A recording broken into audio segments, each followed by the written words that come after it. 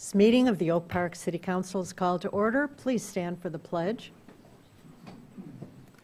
Pledge allegiance to the flag of the United States of America and to the republic for which it stands, one nation, under God, indivisible, with liberty and justice for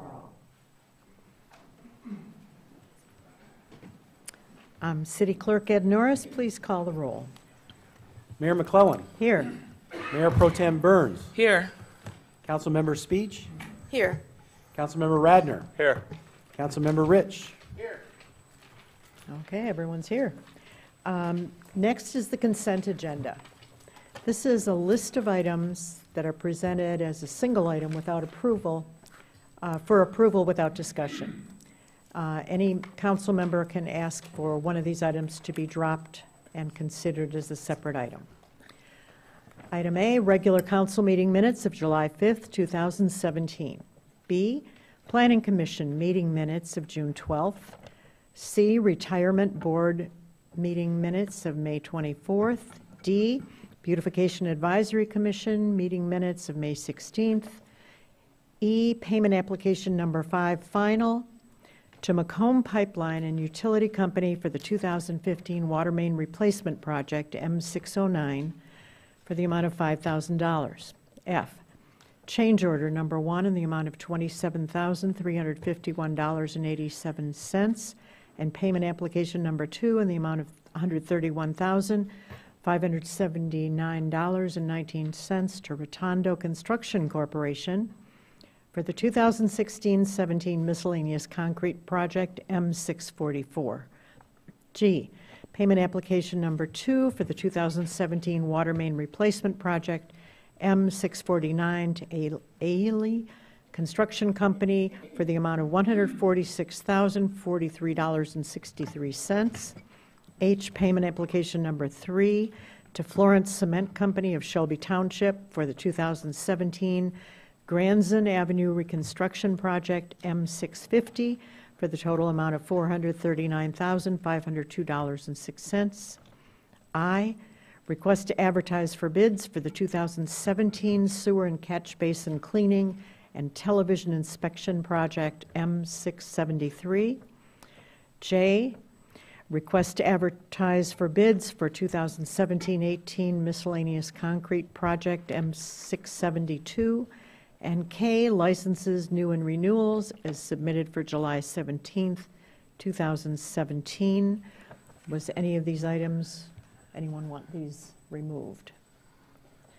Hearing none, no comment. Would the city clerk please do a roll call? Need a motion, ma'am. Oh, sorry. So moved. Support. Moved and supported. Thank you.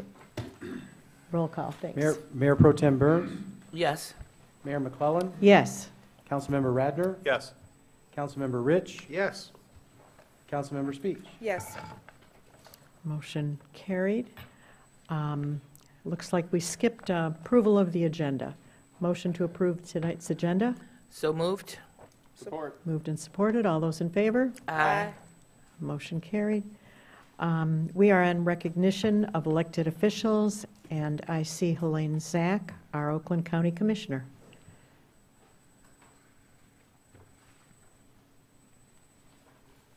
Good evening, everybody. It's nice to be here. Oh, wait, is the green light on?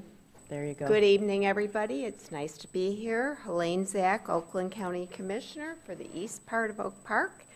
And I wanted to invite everybody to Oakland County this Wednesday evening, 7 p.m. It is the presentation of the Oakland County budget. And I do want to assure people that Oakland County is presenting a balanced budget for 3 years, frankly 5 years out, looking at it. And I serve on Finance Committee, and I will start budget hearings the following in a couple of weeks. I want to tell you about a special program that is being offered in conjunction with the Oakland County Board of Commissioners and the Economic Development Department. And what this is, Oakland is open for business. And this is going to be on Wednesday, August 9th from 2 to 4 p.m. at the Oakland County Executive Office Building. And this building is across from Oakland Schools on Pontiac Lake Road. And what this is going to do is to teach people, how do I do business with Oakland County? You don't have to be this big, humongous company to bid on things in Oakland County. This is going to talk about the nuts and bolts, help people get onto the bidding process, so regular people can also try and do business with Oakland County. So I will be leaving these flyers, and I do encourage people to consider coming. I do want to remind you that Oakland County does have a whole array of other business and consultation services, and I know we're participating in the one-stop shop classes, how to start businesses, how to be a better leader, and so forth. So if you have questions, you can go to the Oakland County website, www.oakgov.com as well. That's it for this evening. Thank you so much. Thank you. We always know what's happening in Oakland County thanks to your visits. Next, we have a city manager employee recognition. City Manager Tungate.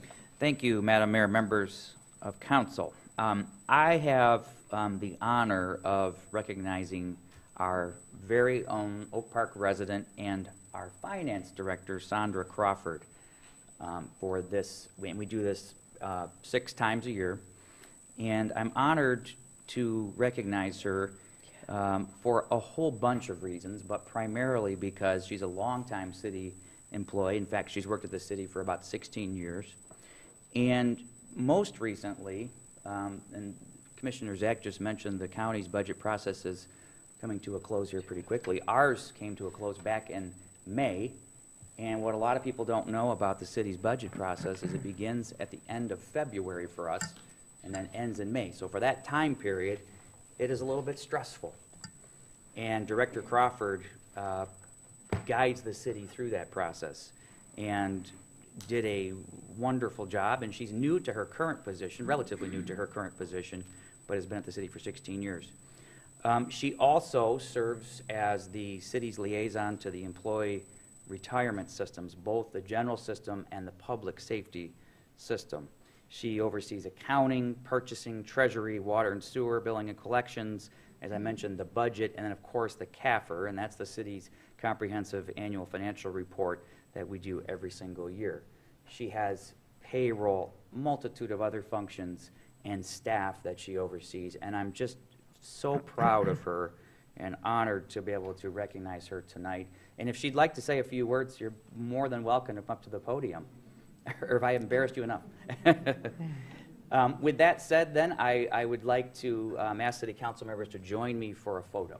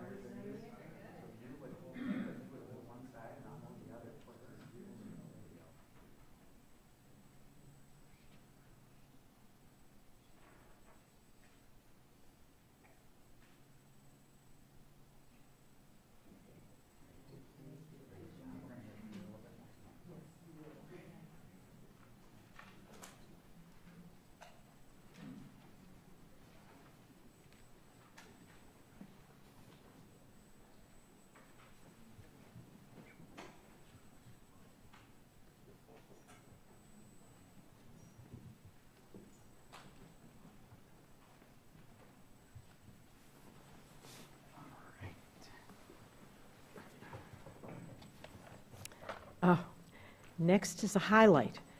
our Independence Parade presentation. Would we call our Recreation Director, Lori Stasiak? Good evening. Good evening, Mayor McLennan, Mayor Pro Tem Burns, members of the City Council, and City Manager Tungate. I think it's safe to say that a good time was held by all here in Oak Park on July 4th. Crowds were big, the community came out to celebrate and participate. There were lots of smiling faces, and the weather was fantastic.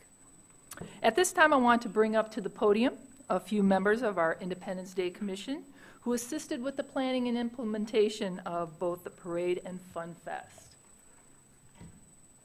Here tonight are Juanita Bell and Beverly Wiggins. These are two members of our Independence Day Commission, as well as other members that couldn't make it tonight. We have our chairperson, Jim Weiskopf, Barb Weiskopf, and Mara Stoller-Starr, who couldn't make it tonight. And I also want to thank Councilmember Radner and Councilmember Speech. They are also members of our Independence Day Commission. So thank you all very much for your hard work and planning.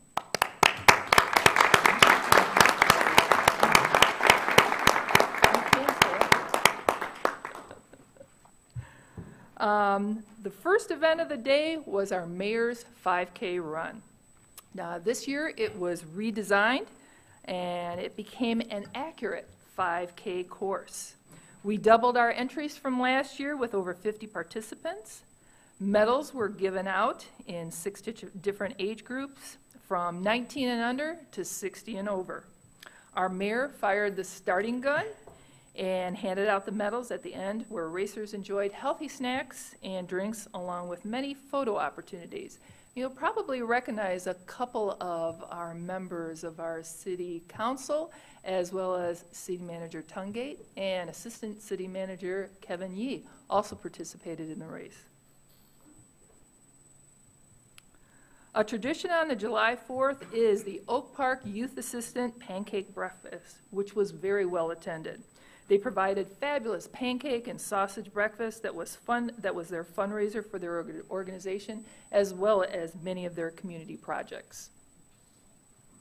For our parade, a few of the highlights were the parade started out by our own public safety officer Benson and the color guard for the U.S. Army Recruitment Center. This year we welcomed back the Tuskegee Airmen. We had a flyover by the Air Force. We welcomed, for the first time, the Detroit Mounted Police. We had a new addition to the parade, which was the public safety ice cream truck. We had open air carriages so people could see our grand marshals, which was Miss Florice. Miss Florice is a longtime volunteer in our senior programs as well as our special events. And Alaska Fish and Chicken, who has partnered with the Recreation Department on a number of special events. Detroit Lions was represented by Rory. He ran around and talked to and gave a lot of high fives to some of the kids. The Oak Park Marching Band and Cheer Team, which is always a fine addition to our parade and gave a number of great performances along the way. And we added a number of community groups. We also had the Fun Fest. The Fun Fest hours were 11 to 3 out at Shepherd Park. We brought in the Oakland County Park stage to highlight our band, Dr. Pocket. We expanded the children's area with free attractions from Oakland County Parks. We saw more community involvement from our organizations and clubs and added more parking spaces in Shepherd Park for our handicap attendees. We provided bus shuttles with our Smart Bus to the parade start, to Pepper Elementary for vendor parking, and to the main area of Shepherd Park. These community special events cannot happen without the cooperation and assistance from other city departments. Our DPW department, public safety, and our communications team helped to make this event a grand success. The pictures and videos that you're seeing tonight are a result of our great team from the communication department and their dedication to capturing the essence of the day and those attendees who chose to make Oak Park their holiday home for the 4th of July. We now have a great video, so sit back and watch and enjoy the fun.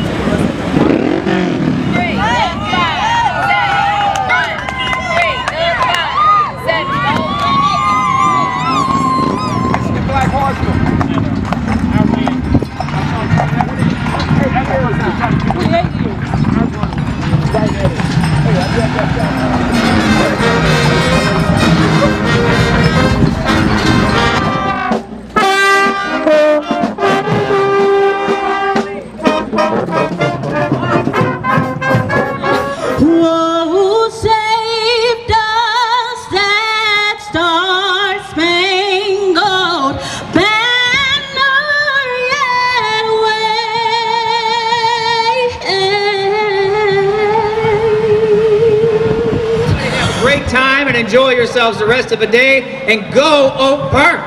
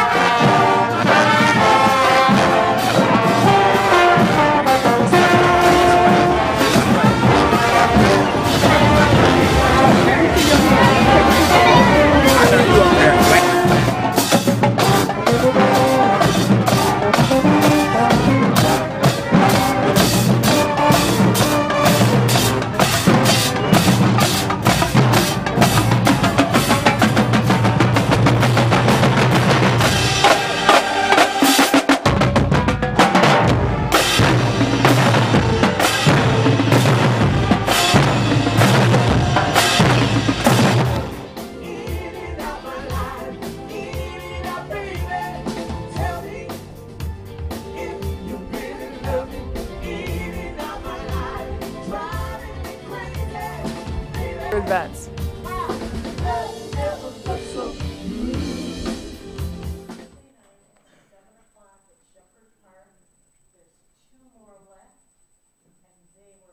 More fun than I could even tell you. I'll be showing you a couple pictures at the end. Yes, please. Councilors, I just wanted to, there's many people on our staff, obviously, who've had a very important role. I wanted to recognize two people that haven't been mentioned. Benny White is one who takes the video and does the video work, which looks great. Great job, Benny. And then also Director Stasiak, and I wanted to recognize you again for the amazing work that you coordinate all of it, working with our commission, of course, but doing a wonderful job in representing our community, and I wanted to thank you for that. Great job.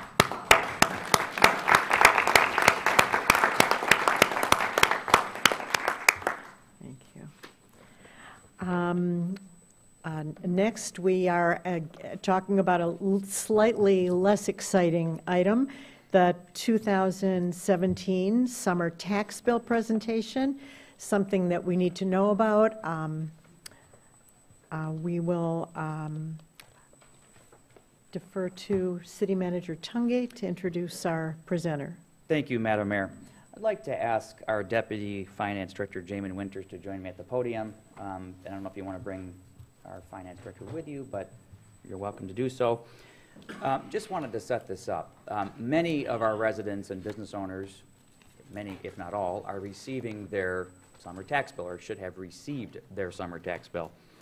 And I know there are a lot of questions about what it is and what makes up the summer tax bill. And I wanted Jamin to come in and present an overview of what it's made up of, where it goes, and what it does. So, Jamin. Good evening.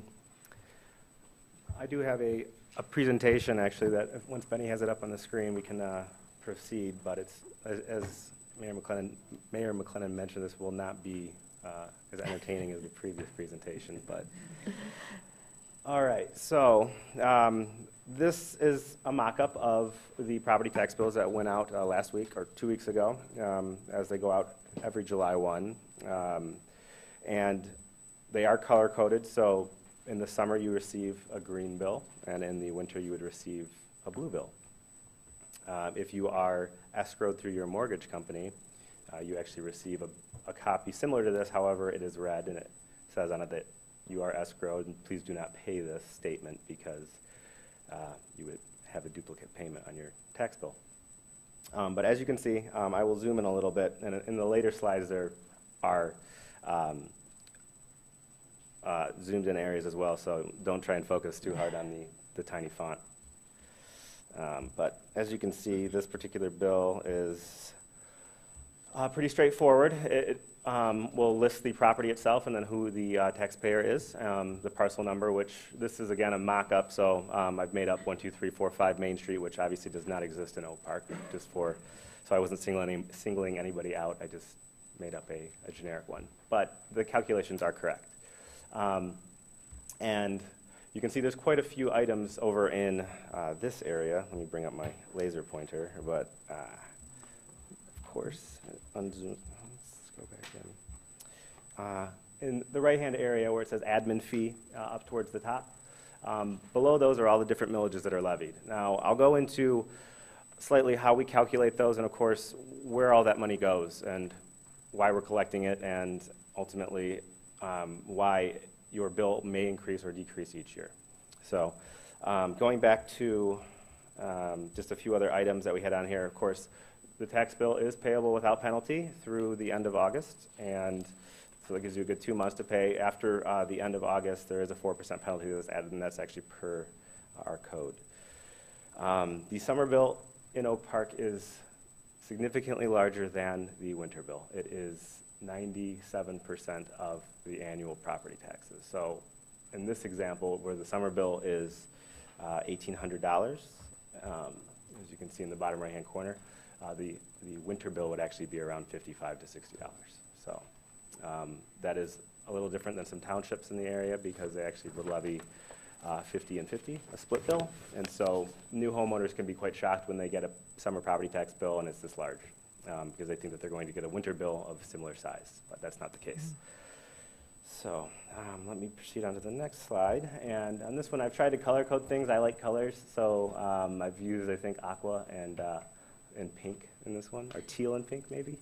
But what this is meant to show is are the millages that the city levies that have been approved by either charter or through voting, and then the millages that are levied on behalf of other entities.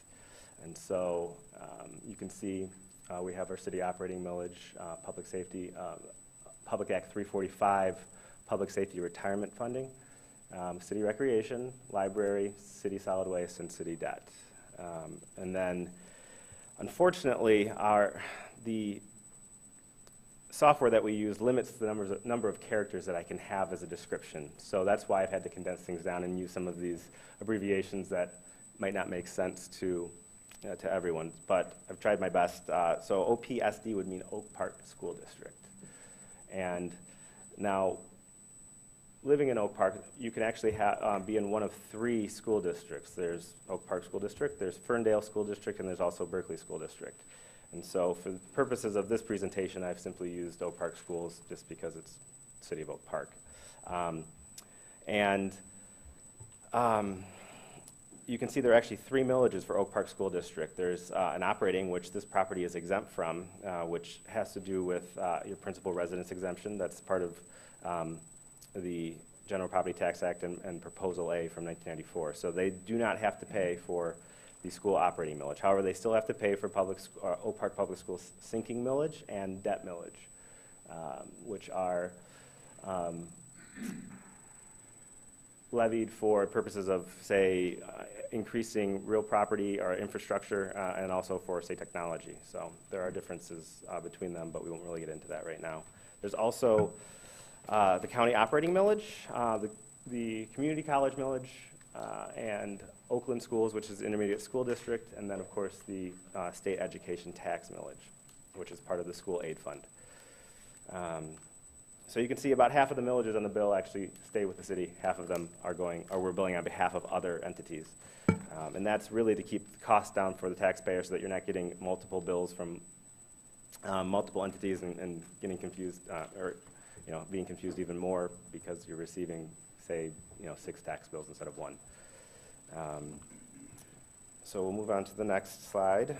Excuse me, Madam Mayor, can I just chime in? Jamie, you mentioned, why don't you just elaborate on something? You mentioned that millage overall has decreased the last few years. Why is that? If you could explain it. Yes, absolutely. So the millage rate this year, as it did last year, has actually decreased again. So the city's millage rates are decreasing because as the taxable value of property in the city grows, the state actually has a counteractive fraction that we have to calculate that reduces the millage rates that we're allowed to charge. So let's say the property value of a residence increases 1%. Typically, we're required by the state to reduce our millage rates by a percentage as well.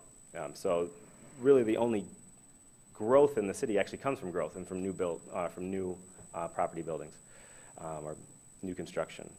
In addition to that, the city's actually been very responsible with the city debt portion of millages, and we've been able to reduce the debt millages through refinancing, which has helped reduce the actual bill for the taxpayer themselves. So.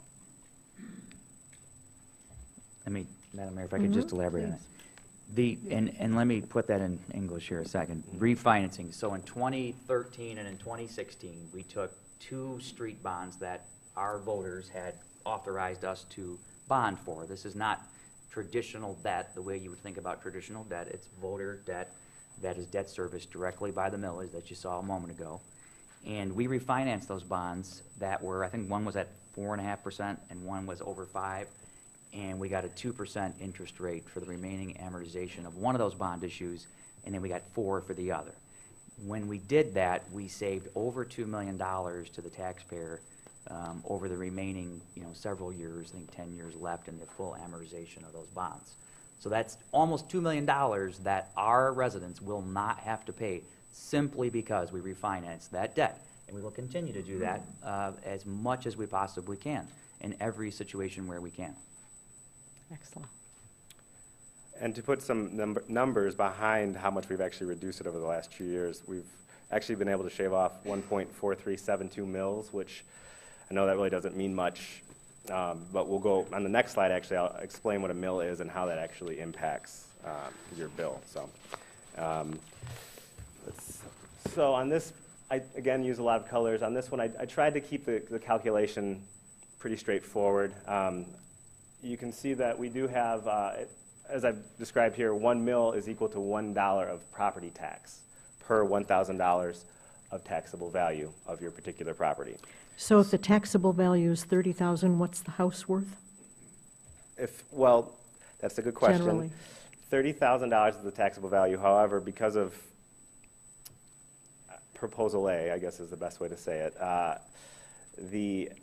as you can see in the example here, the state equalized value is $45,000. Now, what the state equalized value is supposed to exhibit is 1/2 of the market value of the property. Got it. However, I will caution you in knowing that that number is a reactive number. It's based on a 2-year sale study of October to October, October and November of the 2 prior years. So it's reactionary. So as this market blossoms, so to speak, and with property values and actual sales that we're seeing in the market increase, that number will react accordingly. However, it will take time. So this state equalized value, which is right next to the taxable value number, is based as of December 31st, 2016. So it would be looking again at values from November 1st, 2013 through October 31st of 2015, or sorry, 2016. Did I say that right? 2014 to 2016. So it is slow to catch up. Now,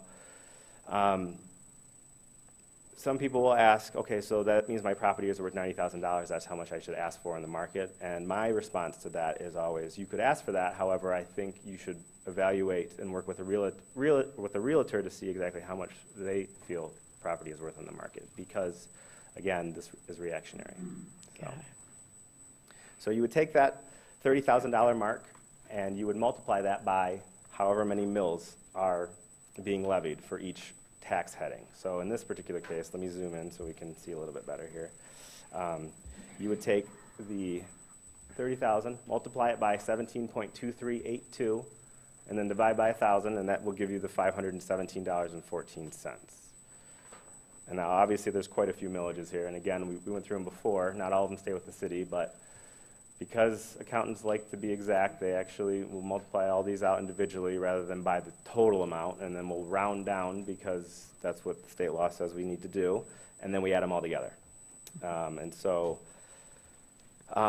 you can see that the total due on this bill in orange at the bottom right and down here is $1,820.14. That includes a 1% admin fee that the city charges, and is authorized by the state, and then that will get separated out into this nice little graph that really shows where the money is going. So this is the distribution of that $1,820 bill. You can see that 61% of it is going to the city, and that's about $1,100. 270 of it is going to your local school district. So in this case, because it's an Oak Park School District property that we were using as an example, $270 would go to Oak Park School District. $121 or 7% would go to Oakland County. Oakland Community College would receive 2% at $46, and you'll have to excuse the rounding. It's actually a little less than 2%. But, Oakland schools would receive about $100, and the state of Michigan would receive $180. So as you can see, 39% of the bill actually is 39% of the bill that's collected by us is actually sent out to these different entities via ACH every 2 weeks.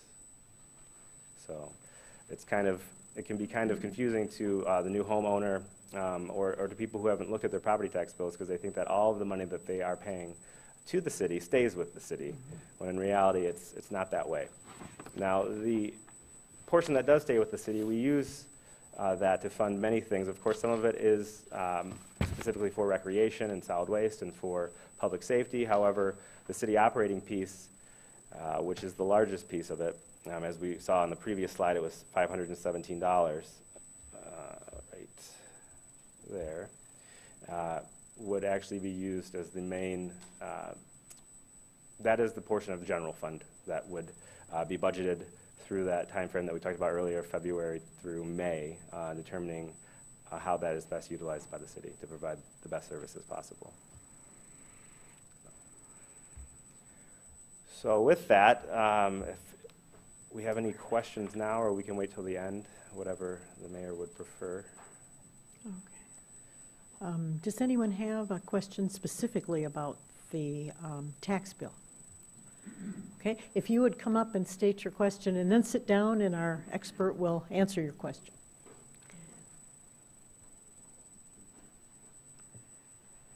I noticed that one of our items was the solid waste fund. In our quarterly water billing, we also pay a fee for garbage collection. So I'm a little confused as how do these two relate? you know, between what is solid waste if that's not what we're paying for the garbage. If you could clarify that, thank you. Thank you.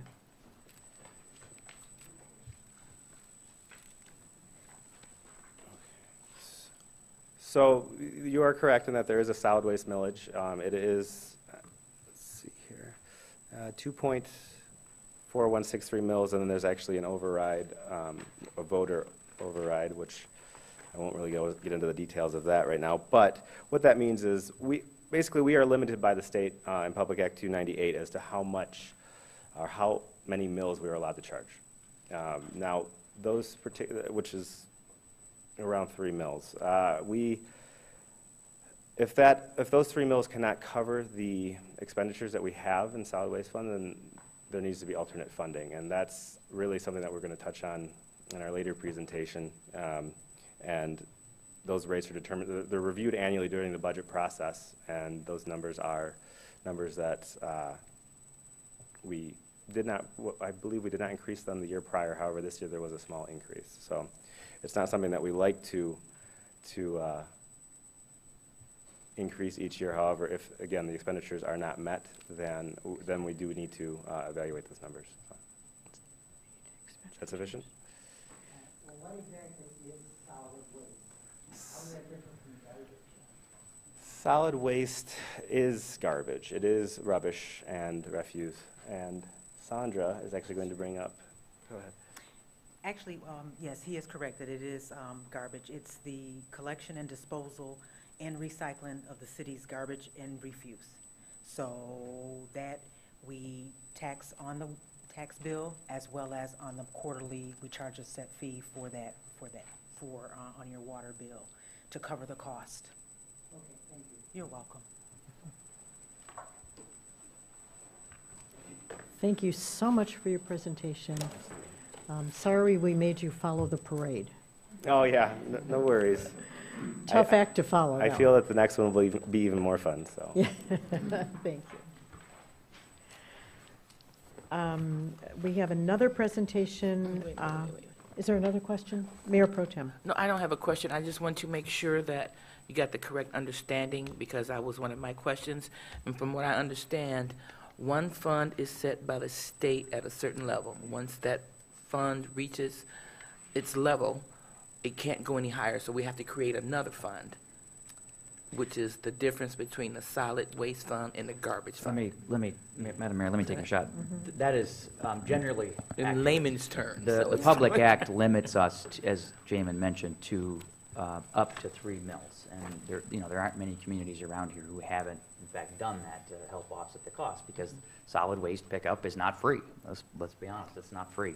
And those costs that are passed on to us on the resident and business owner behalf goes up every year, and then we have to counter that with any way we possibly can. And one of the things I wanted to mention was that in this budget, we have authorized a 10% increase in our solid waste fee. Now, that's about $3 a quarter to the average user. And that's because costs are being raised to us, and then we pass those on to our residents. One more question.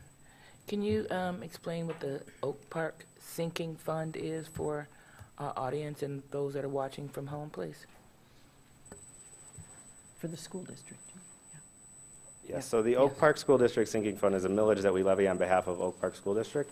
As to the actual details of the specific millage, I do not have those at this time. I can prepare them for. Just what is a What is sinking it? I don't need fund? the A sinking millage. fund is a debt, or is a levy, or a millage that is levied by the school district typically for real property improvements. So if they need a new boiler, if they want to do an addition to the building, if they want to do an expansion, if they need to update locker rooms, that's what a sinking fund would be used for. Okay, thank you.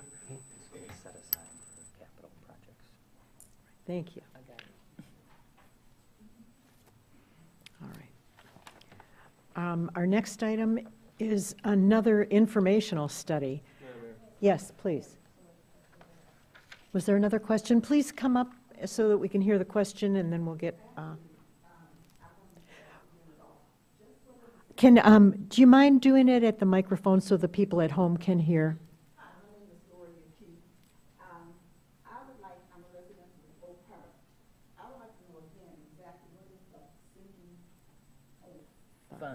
Fund. It, For. Yep. I think it's a, And if you I sit can down, explain, Madam he'll Mayor. answer you. So again, the different school districts that are within the city have the right to place on a ballot a millage that they would like to have passed. And then the tax voters can vote yes or no if they agree with that millage. But typically, a school district will ask for a sinking fund millage for real property improvements or even the purchase of land. It's not for your typical type of debt. It's for, again, if they want to improve their actual building and equipment that they have. Oak Park School District, they do have a sinking millage, and I'm not sure at this moment exactly what that is for. Again, we just bill on their behalf. We receive a form that's from them that says, a state form that says, please bill this amount. It's been approved and it's signed by their board, and then we bill it on their behalf and remit funds to them. Each of the school districts that are in Oak Park have a sinking fund, or actually recently, Ferndale School District had, I believe it was. I think sinking fund is so confusing. It's if Ferndale Schools needs to fix their roof and needs new windows and needs to add a gym, say, they put on the ballot a millage. Correct. And it doesn't say sinking fund on the millage, but sinking fund is Where the money improvements to the goes. building. it's a. And you voted for it if you lived in that district. Yeah, It I was actually basically on the it's a school board. fund to fund capital improvements Correct. for schools. Yeah, And You're then welcome. council member speech. yeah, I was going to answer because I was on the school board when we had it. So it's kind of set aside money is the way I've explained it to people before. Sinking is kind of a confusing term because I don't like hearing, I'm sinking my money into anything, but it's kind of set aside money. And it's very useful because with school boards, and especially because you get elected and money can be, as he's explaining to us, it can be very difficult with the state and the way that you have to do financing. But with that type of a fund, you can use the money for improvements in ways that you can't use other money and other grants for. And so that set-aside money for school districts particularly is very useful. And so that's how they kind of funnel the money in a way, funnel it not in a derogatory way, but in a good way. And it can be used for a longer amount of time also. And if you are brave enough to come and ask a question, I guarantee there are 20 people at home who have the same question. So thank you. Come up to the mic. At the end of this session, will we be able to ask a question or something pertaining to? Okay. Absolutely. If you think it relates to the average taxpayer, asking it publicly is helpful. If it's specific to your property or whatever, to your bill, then asking it at the end of the session, we'll find someone for you to talk to. Yes. Hi, Regina Weiss. Just a quick question. I was just wondering if there's a reason why 97% of our property taxes are done in the summer bill and then the other 3% in the winter bill, if there was a reason for that. Instead of splitting it evenly Yeah. to make it easier to budget. Yeah. Interesting question. This is a question that I've asked myself quite often. So I have seen in certain townships, the school districts will actually have you levy them in the winter. However, what I've found is it is up to the school and to the taxing entities as to when they would like to build them. Typically, we build them in July because it coincides with the beginning of the fiscal year. It So coincides with what? the beginning of the fiscal year. So our Fiscal fiscal year. year starts on July 1 and runs through June 30th. And so it's rather than billing it in the middle of December when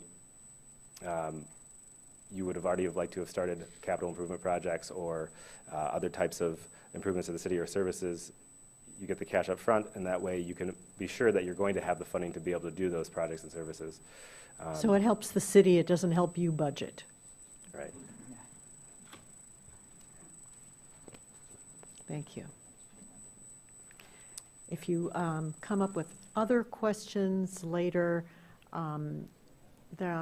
please let us know what they are, and we'll try and make them public. The answer is public, because clearly you're not the only one that thought of this. So the next interesting presentation is on the water rate study presentation. Always a difficult issue. Everybody is concerned about water bills going up, and why are they so high, and why are they rising regularly. Everyone has these questions, and we hope that this presentation is going to provide you with some of the answers. And as before, we'll do the presentation and see if this answers the question that you had in your mind. And if it doesn't, or it's not clear, please ask the question after the presentation. Thank you. Who is presenting? Yes, please. Okay, members of council, I'd like to call our finance director, Sandra Crawford, and our water supervisor / deputy treasurer / superstar, Steve Lukasik. We're going to be going through what I hope is a very helpful presentation. And as the mayor said, I'd like to reemphasize that if you have questions or are not clear as we're going through this, and at the end, obviously come up and ask your question. And any of the staff and myself are available after the fact. If you think about something later, tomorrow, whatever, feel free to call City Hall. So, Director Crawford, take it away. Good evening, Mayor, Council. What we want to talk to you tonight, and starting off our presentation, is the water and sewer rates. Can you holler or come closer? I'm sorry. What we want to talk to you tonight about is the water and sewer rate structures. And just to start off our presentation, we want to cover the blended rate structure. And in doing so, let me just... What is a blended rate? Right? There we go. Okay. Our blended rate is devised to ensure that we are charging adequate rates to fund the maintenance and operation of the system. In order to make sure that the city is not charging inadequate rates, in fiscal year 15-16, we hired a professional consulting firm who is a preeminent regional authority on rate structures. The results of that study recommended that a 7% blended rate increase for the first 3 years, which would have been for fiscal years 16-17, 17-18, 18-19. In an effort to be equitable as possible to our residents, the city only passed in the last fiscal year, 15-16, a 4.25% increase. So we had a study done. Yes. And Plant Moran said, the pile of money that you have set aside for water things is not adequate for what are going to be the charges and the issues that happen. In order to make it adequate, you need to raise the rates 7% a year for 3 years, or if there's an emergency, there won't be enough money in this pot that we as residents put aside. That is correct. Madam Mayor, Director Yes. Crawford, if I could back up. Someone asked a question, what is a blended rate? And so let's start there. Let's back up and start there. The blended rate, if you don't mind, and I'll turn it back over to you. Blended rate means that we are taking the water rate and the water system and the sewer rate with the sewer system and blending them together and having an average rate from blending the two of them together. Okay? And why do we blend them together? All the other stuff they Just It's easier to bill. I mean, it's easier to understand, I think, bill, and right. especially for purposes of the presentation. so it's water and sewer. Yes. Water and sewer. That's So the when we blended talk about rate. the rates in the presentation, we are talking about the blended rates. And in the model that, this is Plant Moran, for those of you who know who that is, did a study, and they said that for the next 3 years, we recommend you charge us 6%, 4.5%, and 7%. I'm sorry, 7% for the next 3 year blended rate increase. And as the mayor alluded to and Victor Crawford talked about, this is to cover the operation of the system, or system, sewer and water system, and to put some money aside as we go along so that we are protected if we have an unforeseen circumstance. And what is an unforeseen circumstance? Everybody knows what happened in Fraser, right? That's an unforeseen circumstance to some degree. It also came from a lack of maintenance of the system, general maintenance of the system. And some of the statistics I know Director Crawford is going to talk about in terms of water main breaks is Oak Park, we are head and shoulders above some of the cities near us because we take care of our system. Madam Mayor? Council member speech. City Manager, if you would you please make it clear what a blended rate is not? Is a blended rate not income that the city makes off of the rates? It is not income, an income-making device, correct? Oh, it's not a profit-making. It's not profit-making, Right, correct? Right. Well- The city cannot make a profit. I want to make sure that's we're clear to the collecting residents. is for city, so we don't have a Fraser. So that if we do have a Fraser, that we don't have to suddenly put all of that money on the bill, that there will be a pot of money that we set aside just in case. Is that correct? Correct? Yeah, it's against the law for the city to make money on anything we do. It is, Correct. we are a government, not-for-profit entity, and no matter if it's water and sewer, recreation, whatever, our intent is to break even and pay the cost to operate. I wanted to make sure that was clear. That's good. Okay, so let's see, where are we at? Okay, since we covered all that, I think we are, okay. Okay, so going back to that, so what, as city manager had just stated, that the study said to do a 7% increase for the next 3 years, but what the city has decided to do for the fiscal years of 17-18 is pass on a 6% increase, and in the fiscal year of 18-19, pass on a 4.5% increase, and in the fiscal year of 19-20, pass on the blended rate of 7%. Also, what we have up here on the screen for you is to see that a minimum bill with a rate increase of 6%, which is what is scheduled for this fiscal year, if you have 0 to 5 units of water, this is what you'll pay now, which is $99.84 versus what you would have paid with our old rates of 16-17 of $93.32. Okay, so Director Carver, let me stop you right there. It's an important point to denote here. So the minimum bill means if you don't use any water at all, let's say, you still have a minimum bill, as we're calling it here. Because think about it this way. If you buy a new car, you have to insure the car. And if you drive the car, you have to pay for the gas to drive the car, correct? And payments. So you Car could buy a new payments. car, have it sit in your driveway, never drive it, never spend any money on gas, but you still have to pay the car note, insurance, and all these other things. And the water and sewer system is just like that. So there's a carrying cost that comes with it, even if you don't use any water whatsoever. Okay? Clear. Good analogy.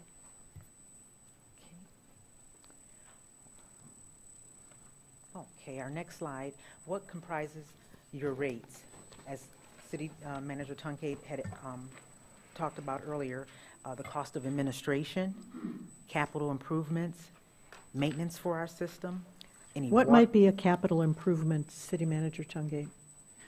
Well, capital improvements can range from a whole variety of different things, and one of the things we talked about earlier in the meeting on the consent agenda was a part of our sewer lining project. And while that's not, it's not, with big machines, let's say, necessarily, it is a very important capital project that helps fortify our system. It ranges from that to new pump stations, to, new water mains, you name it. And then, again, general maintenance on the system, a system of this size. And please keep in mind, everyone, that Oak Park is a 30,000-person city that is right smack dab in the middle of a giant water and sewer system that is the Great Lakes Water Authority, formerly Detroit Water and Sewer Department. So we're just one area of a very comprehensive large system. So anything we do here obviously is impacted down the road or downstream, if you will, and vice versa. So, we can take care of our infrastructure perfectly, and we might be dealing with something from somewhere else that we may not have seen. And I have a slide that talks And about our just capital improvements. everything breaks down eventually. Every machine breaks down, and everything breaks down. And the city was mostly built in 1950. And so that, to maintain all that and keep it in good shape it's things you don't see that are underground and hopefully you don't even know about, because when you know about them, it's a big issue. So if you're not hearing anything, then it's running smoothly. and that's why we're paying. Okay. I think I left off at water loss, water main breaks, like leaks, fire hydrant usage, et cetera. And we also want to have a water and sewer fund balance for guarding against unforeseen circumstances, such as what the mayor just said, the water main breaks, any lawsuits that we may have, any bankruptcies.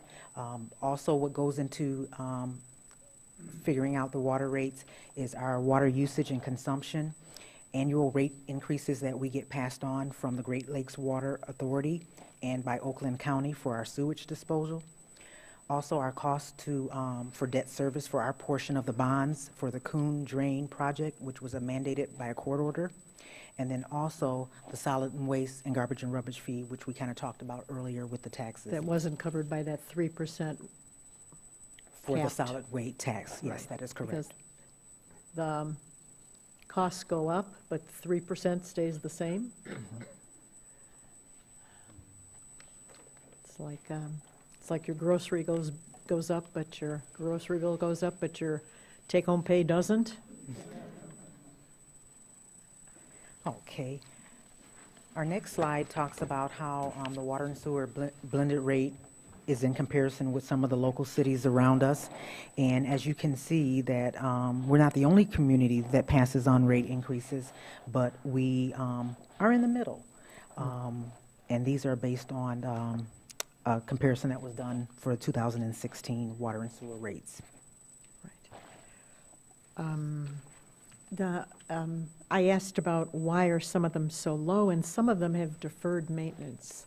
If you have a low water bill, maybe you're not fixing the pipes on a regular basis, and that kind of lowers your bill, but if some crisis happens, then it has to be paid for. Madam Mayor? Yes.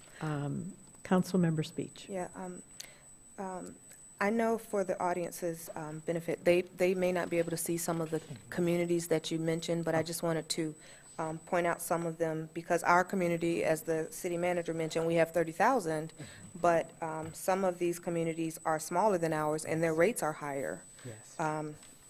I don't know if the city manager wants to point out some of the differences in the rates, but I will just mention that, yeah, so our community is a lot larger than 3 of the communities that charge a higher rate than ours on here.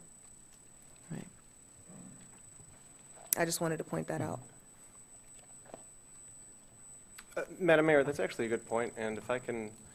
Please, Councilmember Go Redmond. further. I'm about to test our technical people back there in the back room that are watching and giving me dirty looks right now. If we can zoom in on this so that everybody at home can actually see, that would probably be a very, very worthwhile thing to see. The green one in the middle. It's Oak Park. They have it here. I don't know why they took it off. I don't know Sandra, how you clear can the do it. screen is, but Yeah, there you she go. can That's do even it better. from there. Yeah. So you can kind of see we're not exactly gouging our citizens here, ourselves. We're just trying to survive based on what we need. Right. And, Without making a profit. yep. And I asked the city manager, why is Berkeley so low? Are they doing something right? And do you remember? So Ferndale is a lot smaller than us, Clawson and Lathrop Village, and they are charging higher. Well, I'll let you take it away. Sure, and I just to give my 2 cents on that, I mean, all but Royal Oak are smaller communities than ours. Correct. And it would be, I wouldn't be able to do an apples-to-apples comparison of these communities, because as the mayor's talking about Berkeley, I mean, they're all these cities have different needs and different things going on, again, as part of a larger comprehensive regional system. Some cities have, put their rubbish fees on the property tax bill and other things like that. And they have infrastructure needs that, that maybe we don't. And I'm, one of the things that I'm, for the last 5 years as the city manager of this community, been the most proud of is the way that our council and residents have allowed us to maintain our infrastructure, our roads, our sidewalks, and even the infrastructure underground. I mean, water and sewer. We've done a magnificent job of keeping this system on par, and it pays heavy dividends.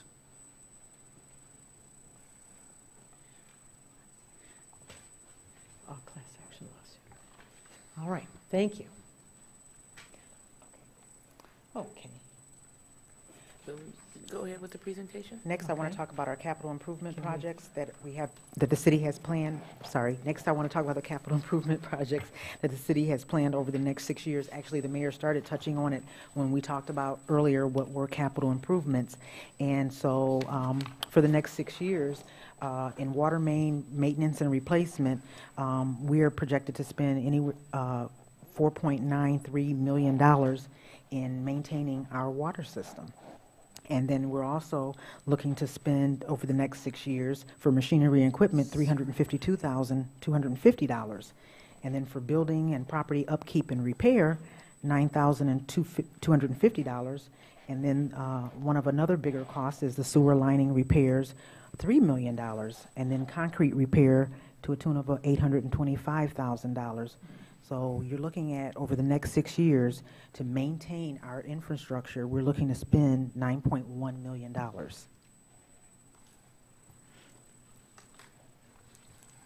Okay.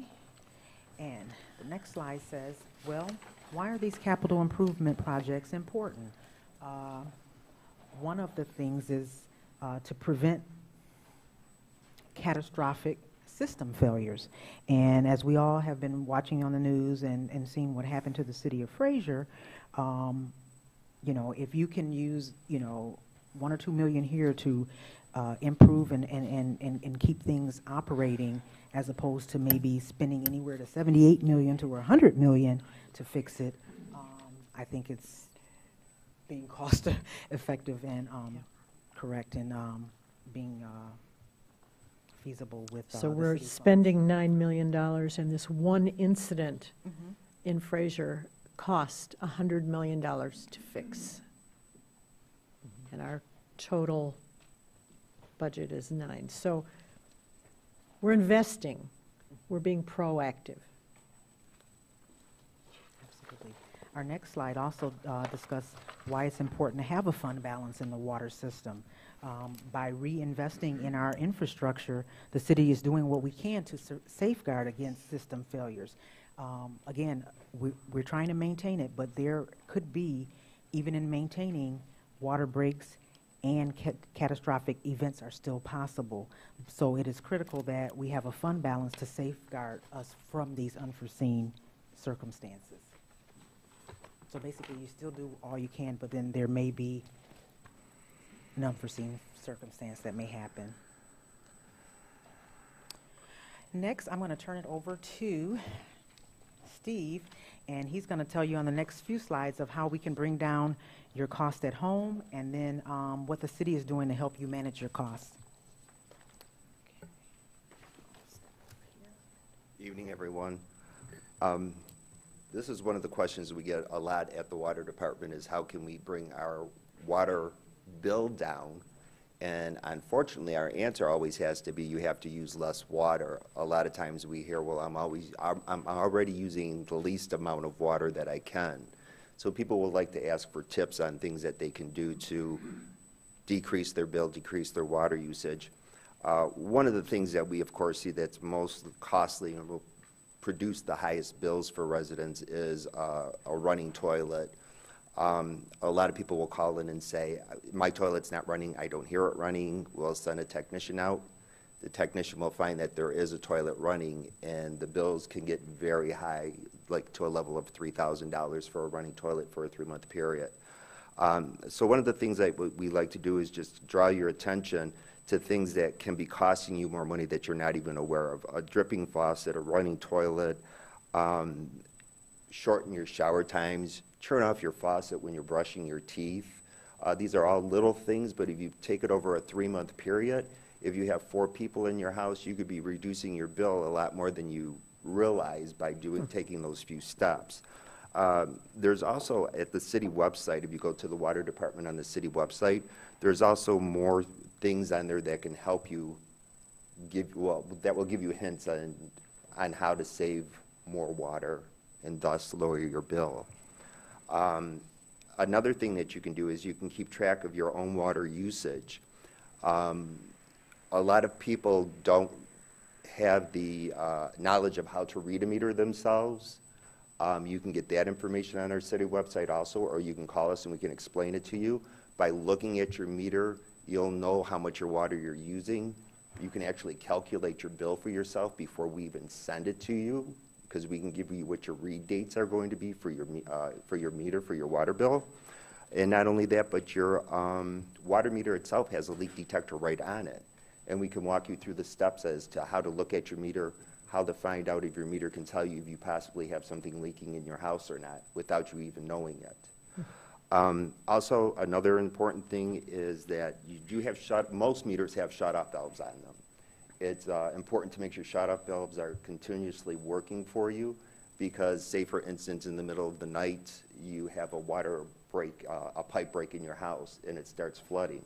Well, the first thing you want to do is go downstairs and turn off the water at the meter so you can stop that flooding, stop your large water bills, stop damage to your property.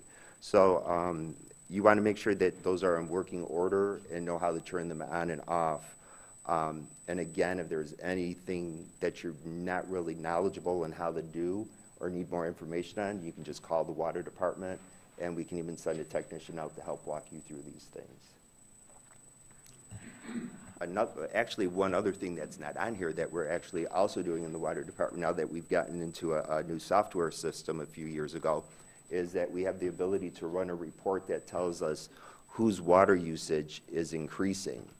And when we have the manpower to do it, we like to look through that report. And when we see that someone usually uses, let's say, 15 units of water every billing period, and now all of a sudden we see that they have 35 units of water that went through their meter, we'll look at their account and we'll say, does this usually change during this billing period? No, it doesn't. So we now have a letter that we send out to the property that says, you're not getting your bill until next month, but we see now with this read off of your meter that your usage has increased. Please look around your property to make sure that you don't have an issue going on, or give us a call and we'll send someone out to assist you. So that's another thing that we're trying to do to give everyone a heads up that they may be having an issue that they're not even aware of yet, and it won't continue for another month until you get your bill. This is a remarkable person in our water department, extremely knowledgeable, very kind. He could teach this in a college class. He knows everything there is to know, and we're very lucky to have him. Did he pay you to say that, Madam Mayor? I need to know right now. I hope the check's in the mail.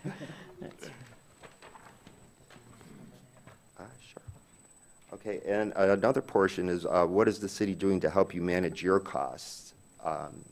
Those are things that we can help you do to make sure that you don't have leaks. But there's also other things. We have been getting some phone calls on, I don't know if everyone's aware of the RAP program. It's being ran through OLSA. And it's actually set up by the Great Lakes Water Authority. And what they've done is they've taken a percentage of the money that they have to run the authority and set it aside to help low-income people have funds given to them, contributed towards their water bill, and possibly also have technicians come to their property to help them fix broken toilets, leaking faucets, things like that. We met with them probably a year and a half ago, and some of the requirements for being in the RAP program were in violation or against our own city code. So we had asked them if we could possibly work with them to come up with a compromise that we could enter into this program. At that time, it didn't seem possible, but we are now reevaluating it because they have come up with a couple of different plans that you can enter into. And where it is that they may even tweak the plans that they currently have to get more cities on board for that program. Right. They do have their own qualifications for every resident to enter into that program and for that help. The city also allows one late charge to be removed from your bill per calendar year.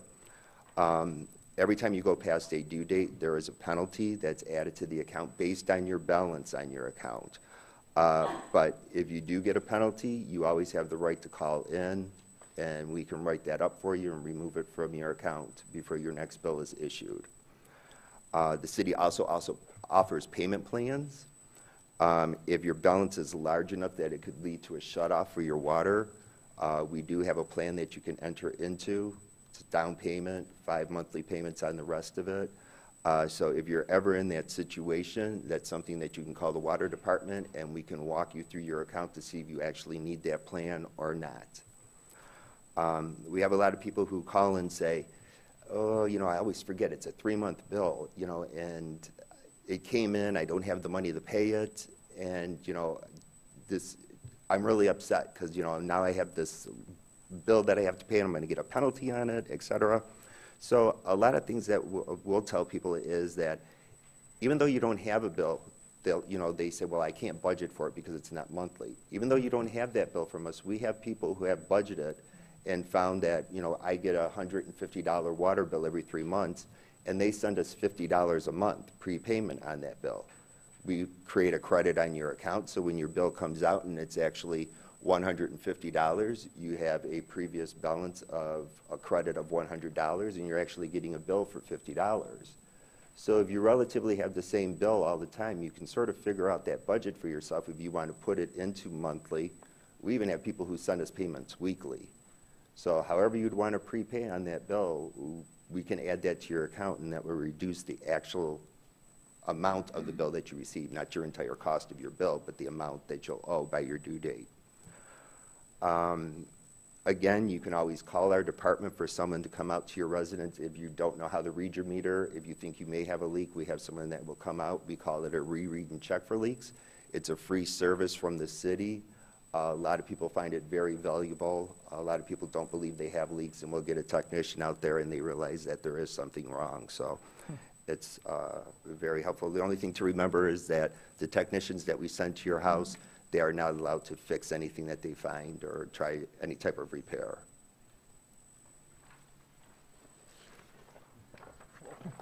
That completes the presentation. Wow. Thank you so much. Very enlightening. I wonder if anyone in the audience has a question about their water bill after this presentation. Please come up and So, Helene Zach, Oakland County Commissioner. I am concerned that residents in Oak Park have not been able to participate in the RAP program. Is that what I heard you say? We are not enrolled in the RAP program right now. Okay, so I do want to hear about that. The RAP program, it was part of what I voted on as a county commissioner when I had to take the hardest vote of my career on the Great Lakes Water Authority, was setting aside money to help low-income people pay their water bills. And if residents in Oak Park cannot participate, I need to look into that and see what I can do to fix that, because it's really supposed to be a service to our residents. So, thank you. Thank you. Anyone else had a question about the water bills? Yes, please come up, give us your name and address.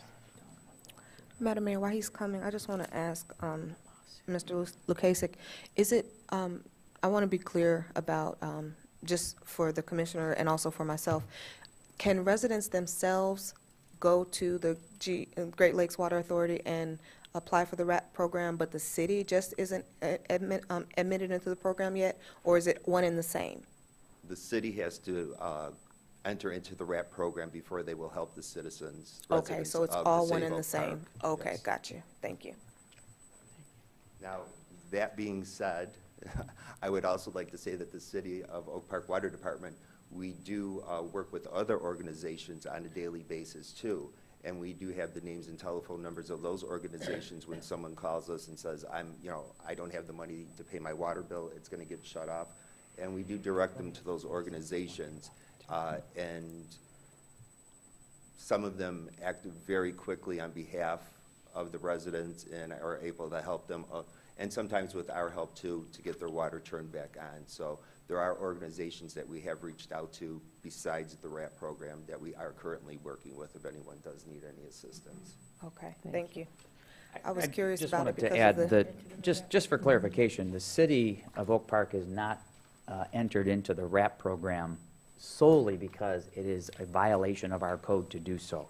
It is not because of any unwillingness to do so whatsoever, and I think we're working towards resolution on that as we speak, so. Yeah, that's what I was curious about, because the note said reevaluating, and that's what, I wanted to be sure that there wasn't any Well, untowardness. I don't want to get too deep into it, but we're not unique to some degree in the fact that our code is in violation of that. So I think it's forcing them to reconsider how they approach these programs. So Okay. There may be some changes to it. Okay, thank you.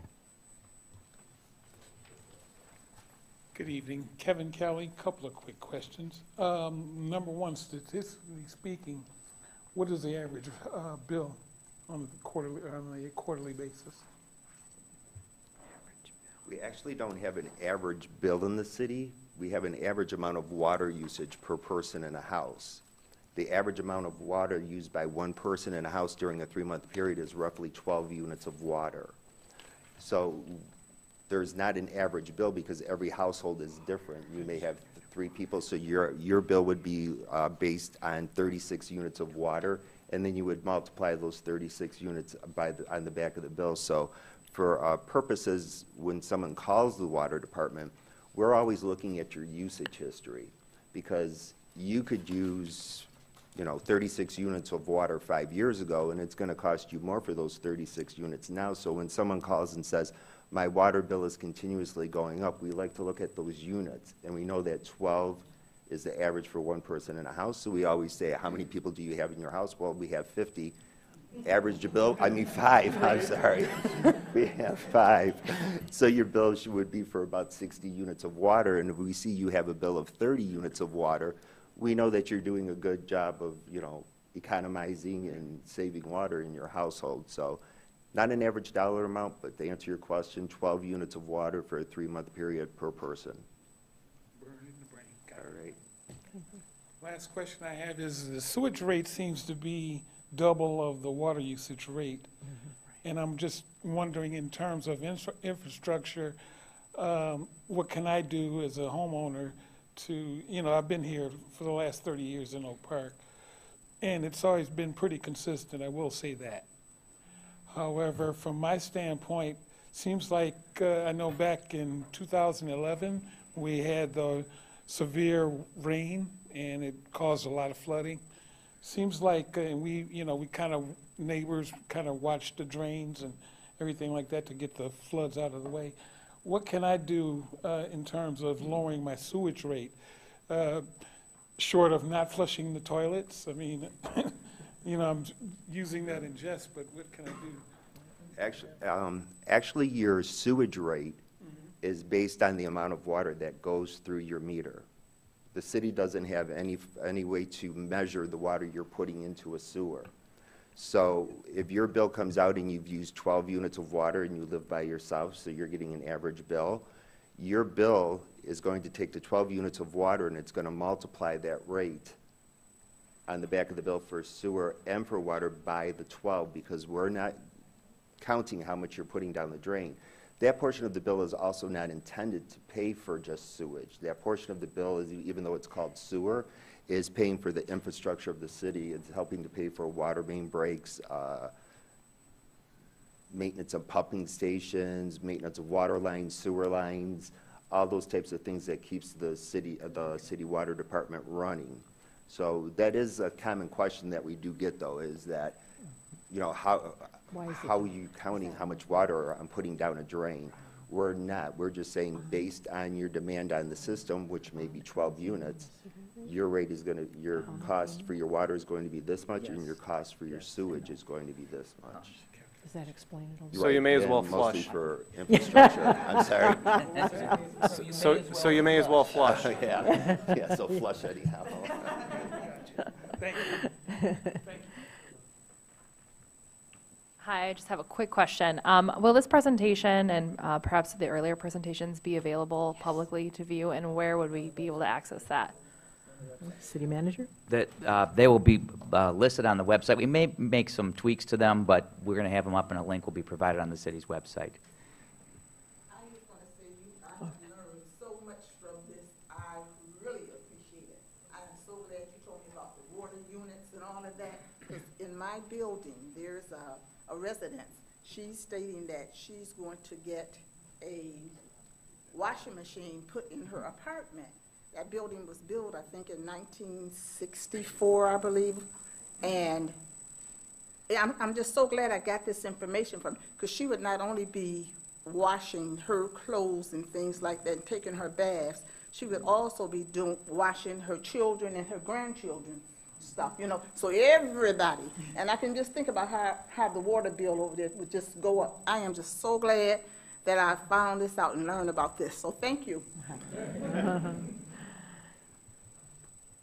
We hoped it was going to be educational and informative. Thank you. Thank you. Okay, and as was said, both of these will be on available to look at, and you can always call the water department. You can see we have competent staff. There are no public hearings or communications. Madam Mayor? Yes, please. I have a question for Mr. Tungate. Mr. Tungate, there's a question for you from Councilmember Rich. We're predicting, we have slated for next year a proposal for a 4.5% increase in the water and sewage rates. I know we buy water from the Great Lakes Authority, right? Right. What have we budgeted for this fiscal year for water and sewer, approximately? What's the ballpark on the budget? The budget in terms of overall budget? Yeah, or what we're just- paying for the water and what we're Oh, paying gosh, for, I'm only gonna those have to two keep 'em up portions. for that one. I'll, Steve, I'm not joking, actually, if you want to come up and help answer that. I want to say a couple things, if I could, related to that about the fund balance, because I didn't mention it before and I wanted to. The 6%, the 4.5%, and the 7% increases over the next 3 years, those increases are, as we mentioned, less than the recommended increases of 7%. In doing less than the recommended increases, we are not budgeting a fund balance for the water and sewer fund, an appropriate fund balance for the water and sewer fund to take on the needs of our system. And again, if we have a catastrophe, we are positioned to take it on. We're not well positioned to take it on, because rather than pass on these huge rate increases, we've decided to suck it up and use some of that fund balance to pay for it. And then as far as what is the budget, the water budget, do you want to take some of that? 6% increase. We are projecting water revenue to be $12,990,520. Not the revenue. What are we paying? What are we paying for water? The city of Oak Park, when it pays its bill to the water authority. We are paying, well, in part of, we're paying $12,617,748 in salaries, fringes, supplies, maintenance and repairs, operations, staff development, printing and publications, capital outlay projects. The debt service is coming out of there. So at the end of 17-18, we're projecting to start adding back to our fund balance. And that 12 million, does that include the sewer portion too? Mm-hmm. Yes. Yes. All right, so hang on. Councilmember, may I take another? No, I'm going somewhere with this, I really am. Okay. Want to see where I'm going? Mm-hmm. So 4.5% is $540,000 of 12 million. So if we were able to find savings elsewhere in our budget for the whole city, whether it's 100,000, 50,000, 200,000, we don't have to go ahead and raise 4.5% if we can find that money elsewhere. True? The reason I'm raising this is because it's a key interest to many. You know, we only had maybe 20 people show up here today, but every person here in the room that showed up represents 100 or 200 others that are concerned about it, but they're busy with their kids or school or work or whatever right now. So I just want to raise that point that perhaps our finance department and our city manager should be looking for ways to make up some of that $540,000 so that we don't have to just keep passing on the rates to the citizens. Let me speak to that. A couple things. To your question about, Director Crawford answered in terms of the appropriations for the water and sewer fund.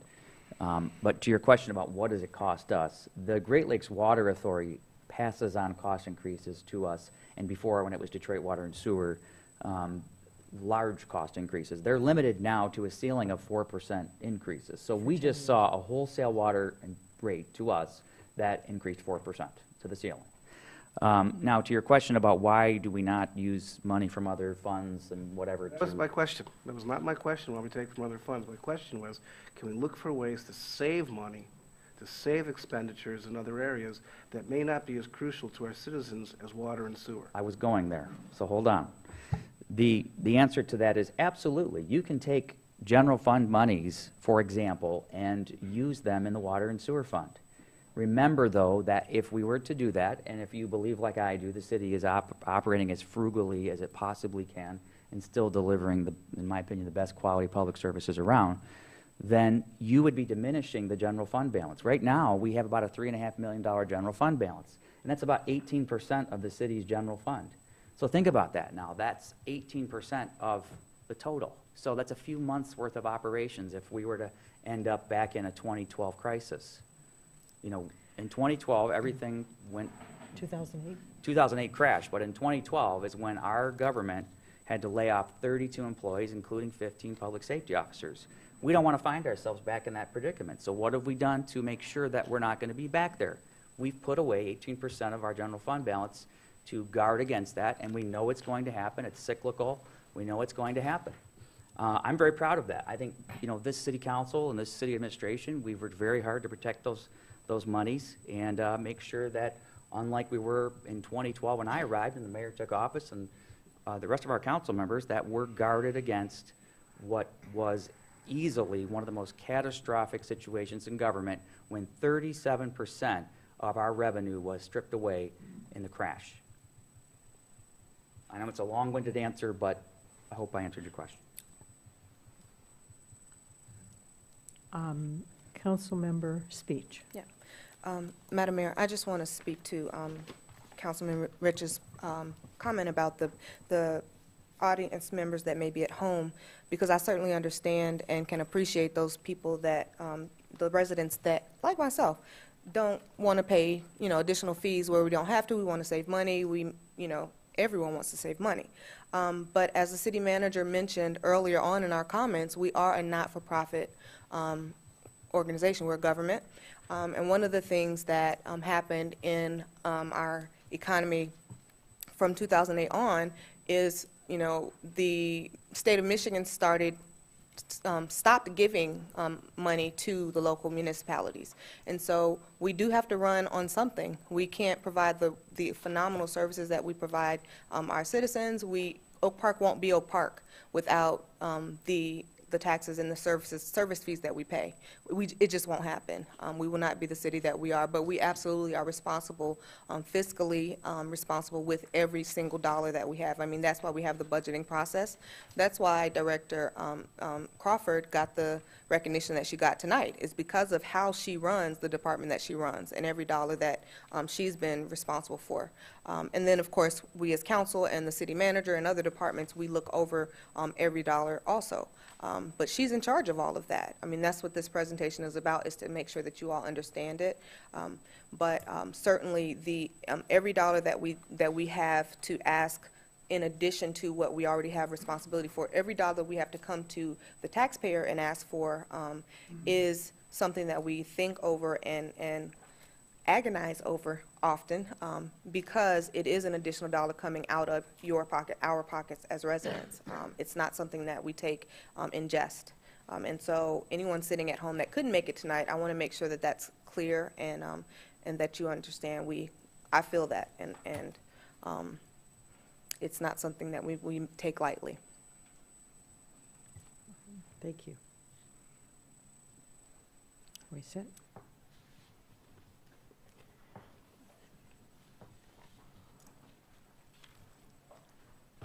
Thank you so much. We are on item 10, special licenses.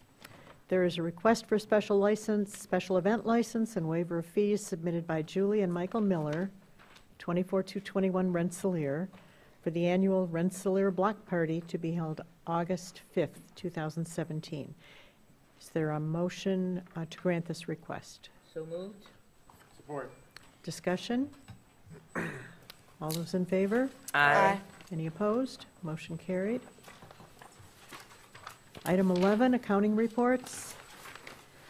This is asking for approval for payment of invoices submitted by Garen Lugow Miller PC for legal services in the total amount of $14,762.04. Is there a motion to approve payment? So moved. Support. Moved and supported. Discussion or questions? Roll call, please. Mayor McCullough? Yes? Councilmember Radner? Yes. Councilmember Rich? Yes. Councilmember Speech? Yes. Mayor Pro Tem Burns? Yes. Motion carried. Counting reports. Down to 15A, City Manager Eric Tungate. Thank you, Madam Mayor, members of council. I'd like to call Deputy Director Dave DeCoster to the podium for 15A, resolution approving an animal shelter agreement with Oakland County. Deputy Director. Good evening, Mayor, City Council, and City Manager. After a thorough review of our animal control contracts, it was determined that there is a potential cost savings to utilize the services of the Oakland County Animal Shelter. In addition to these cost savings, we have reviewed their policies and procedures to ensure that they will be humane to all animals that we send. It is recommended that City Council adopt a resolution to approve the animal shelter agreement with Oakland County. This agreement will give the City of Oak Park the flexibility to utilize the services of this Oakland County Animal Shelter, as well as provide a cost savings over our current vendor. A motion to approve this resolution. So moved. Second. Moved and seconded. Discussion or questions? If my dog is lost, will he still go to Oak Park? Yes. Yes, our animal control will pick it up. We'll do our due diligence and we'll scan the dogs, attempt to get them back to their proper owner if it's licensed. We have scanning devices. We make every attempt to get it back to our residents within the holding period that we have. Questions? Mayor Pro Tem. What have we been using? Have we always been in an agreement in conjunction with them, or what have we been using prior to this? We have been using the Michigan Humane Society. Their costs continue to increase, so we've explored other venues, and we feel that utilizing the Oakland County Animal Control Shelter, we can see a cost savings. Okay. Any other questions? Yes, Councilmember Speech. Are the Oak Park hours or services changing at all as far as because we're going with the Oakland County? No, Okay. no, the resident will not see any change. Okay. Thank you. Are we ready for a vote? Councilmembers, Madam Mayor, Yes. may I just say, I just wanted to let you know that obviously the city attorney has reviewed this resolution and contract. I didn't add that to it. Any further question? Okay, roll call, please. Councilmember Radner? Yes.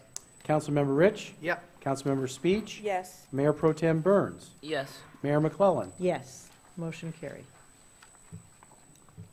Item 15B. 15B, also Deputy Director Dave DeCoster, a proposal from OHM for preliminary engineering and bidding services for our 9-mile TAP grant project. If you could go into detail, please. Yes, and in front of you is a proposal from OHM Advisors to perform the preliminary engineering and bidding services for the city's 9-mile road TAP grant project. The project, which goes from Coolidge easterly to Pinecrest, will include a road diet, added parking, mid-block pedestrian crossings, bike lane, and a trailhead.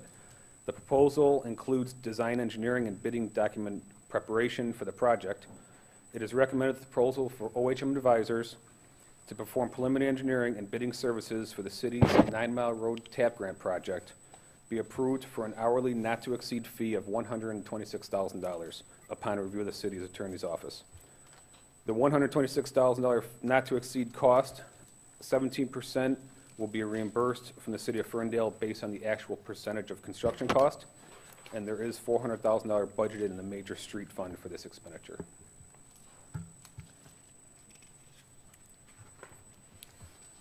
Okay, motion to approve. So moved. Support. Moved and supported. Discussion, questions? Yes. Councilmember Rich.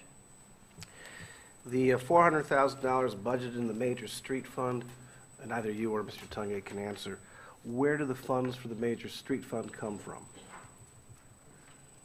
I believe this It's Act 51 Yeah. monies. And again, I think one of the things I wanted to reiterate to council members, I know you know this already, but I'll say it again, this project does not include any general fund monies for the engineering or the build-out or anything like that. There is one piece of it, and I believe even that we're going to use Act 51 monies on, to purchase a sliver of land to serve as a pocket park in a portion of that. But the rest is Act 51 money, which comes from state and federal sources for transportation. All right, thank you. Further questions? What's a trailhead? A trailhead is a point at the beginning of the trail where people can fix their bike, where there might be a bike stop, a repair station, maybe some signage that explains the parks along the 9-mile Tap Grant project. What's a road diet? Road diet, we've had many discussions, had some open house projects, but a road diet, essentially 9 Mile now through that corridor is a 5-lane large road. The data suggests that it doesn't need to be 5 lanes anymore, and that we've proposed to slim the road down to 3 lanes to slow down traffic to encourage growth in the area. Bike lanes. Well, it sounds very exciting. This is stage 1 of a 3-stage process? Yes, this is stage 1. It goes from essentially just east of Coolidge into the city of Ferndale. Potentially stage 2 and 3 could be all the way to Southfield, and potentially the 9 Mile and Coolidge intersection as well in the future. Madam Mayor. Councilmember Speech. This is very exciting. I know we've been working on this for about 1.5 years, and even though the construction doesn't start until next year, I just want to encourage everyone, the mayor just talked about possible stages 2 and 3. I want to encourage everyone to keep your eyes and ears open because there's so much more opportunities for engagement. I don't see Director Maroney, but I don't know if she's behind you or not because I can't see everybody, but and I'm a little short, so I can't see everybody. Even in a chair, I'm a little short, but Director Maroney and the staff have worked so hard on this, and there are so many opportunities for engagement with like pocket parks and other things. So I just want to encourage everyone to keep your eyes open on social media and emails and also on the website for other opportunities for engagement in this year and possibly next year for anything that we're doing with that. Thank you. Okay, we have a motion and a second. Further discussion? This is, in my opinion, very exciting. It is part of our development plan for the city. It will be very popular once it's completed. It is a big step forward in economic development in the city and just making the city a more fun place for us all as residents. We've seen a lot happening in the last couple of years, moving the city forward, and this is another step. Thank you, Deputy Director DeCoster. Ready for a roll call? Councilmember Rich. Yes. Councilmember Speech. Yes. Mayor Pro Tem Burns. Yes. Mayor McClellan. Yes? Councilmember Radner. Yes. Okay. This passes. Okay, and then we have 15C, and I have one of our other esteemed deputy directors, Rocco Fortura, is here from the Department of Public Works to talk about 15C, which is a request to terminate the 2017 lawn maintenance contract with AJ's Maintenance and award that contract to Mow on the Go of Berkeley. Could you elaborate, please? Good evening, Mayor, City Council, City Manager. At the January 17, 2017 regular meeting of the Oak Park City Council, the request to award the bid of the 2017 lawn maintenance contract, M660, to the second low bidder, AJ's Maintenance, was approved. AJ's Maintenance has since indicated that they were no longer able to provide the mowing services to us. In order to find a solution, we informally agreed to split the contract in half, basically taking the larger areas, DPW, and giving them some of the smaller areas. City crews have been cut in approximately half. This is not desirable, but was a necessary solution in order to get the grass cut. In the meantime, we contacted the initial low bidder, Mow on the Go of Berkeley, Michigan. They indicated they would be interested in taking on the entire project for the remainder of the season. They originally submitted a bid of $84,700. AJ's was $93,093.48. It is recommended City Council terminate the contract with AJ's Maintenance per their request. It is further recommended that the contract be awarded to Moa on the Go of Berkeley, Michigan for the remainder of the season. Funding is available, Major Street Fund, Water and Sewer, Public Works, other park for these expenditures. And since this was written up, Howard Greenstein, the owner of Moa on the Go, has now moved to Oak Park. So he's he has building up on Wyoming Place now. Okay. So he'll be moving from Berkeley to Oak Park, which. Deputy Director, this contract, if approved by City Council tonight, would they be able to begin work immediately, As as soon in as I like get tomorrow? their insurance. Okay. Yes.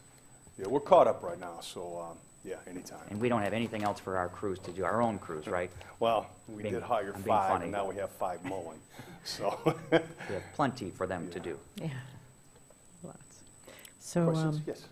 we'd like a motion to terminate AJ's maintenance and to award the contract to Mo on the Go. So moved. Second. Moved and seconded. Any further questions? Councilmember Speech. Yes. So I don't see the dates as far as the contract is concerned, but I know that they're in the middle of a contract. Correct, at the about beginning. halfway through. Okay, so are they prorating the contract, or are we starting? No, they're just taking, it's all broken down by acreage. Okay. Per park, per area, so we'll just take those and, Okay, so they pay it's not an weekly. $84,000 contract at this point? No. Okay. It's paid per item, line item. Because we're Per approved. mowing. Gotcha, okay.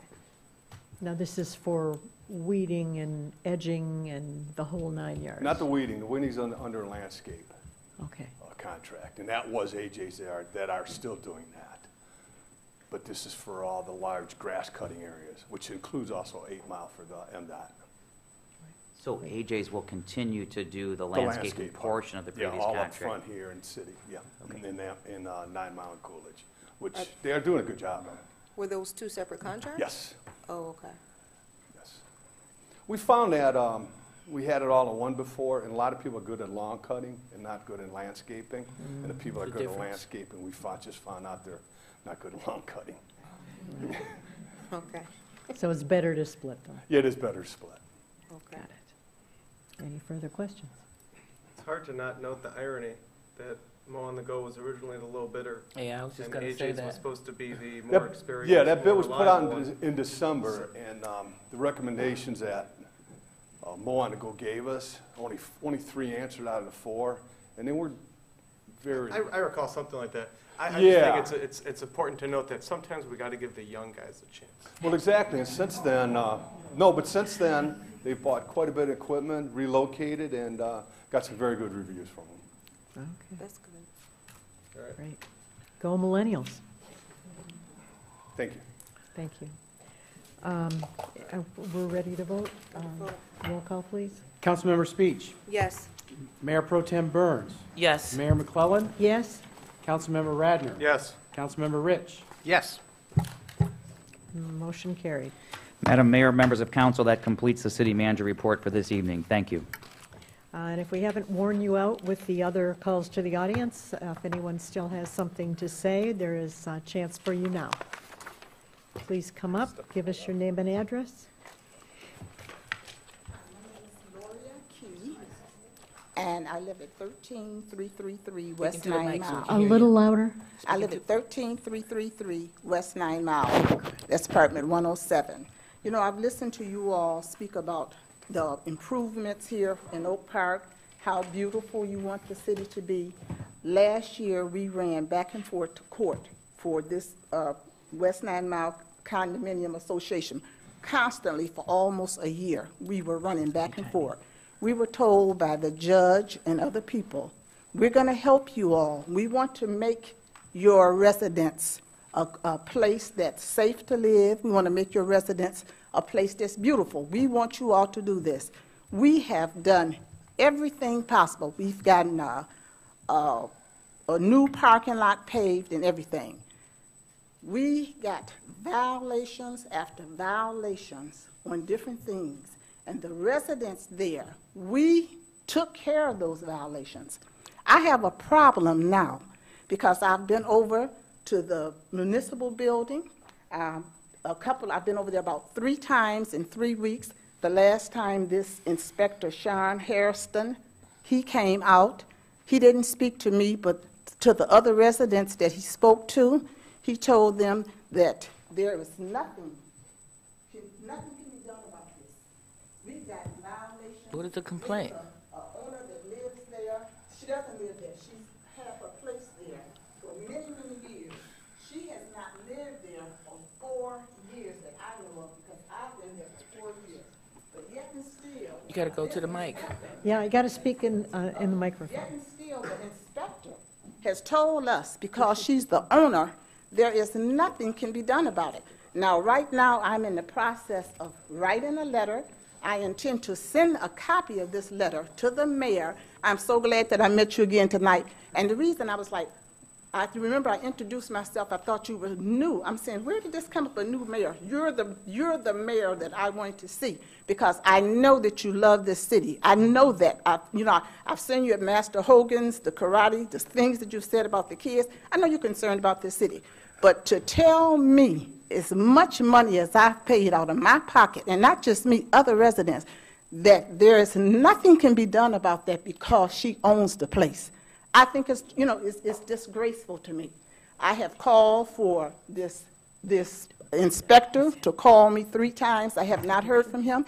I have called for his boss, for him to call me. I want to know why she can't put blinds. This lady does not live there. That building is abandoned. She's doing fraud jobs on the insurance companies.